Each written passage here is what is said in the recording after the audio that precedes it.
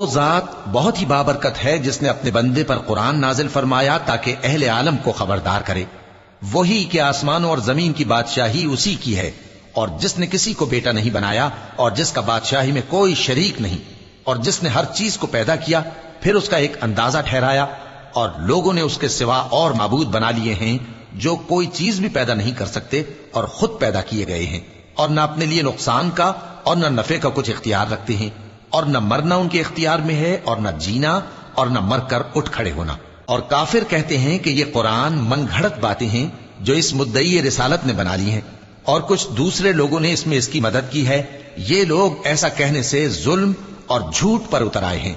اور کہتے ہیں کہ یہ پہلے لوگوں کی کہانیاں ہیں جن کو اس نے جمع کر رکھا ہے، اور وہ صبح و شام اس کو لکھوائی جاتی ہیں۔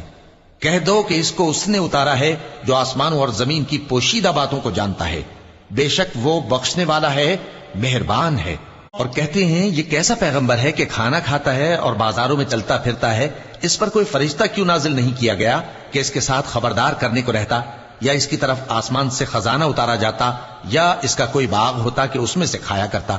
اور ظالم کہتے ہیں کہ تم تو ایک جادو زدہ شخص کی پیروی کرتے ہو۔ اے پیغمبر دیکھو تو یہ تمہارے بارے میں کس کس طرح کی باتیں کرتے ہیں، سو گمراہ ہو گئے اور رستہ نہیں پا سکتے۔ وہ اللہ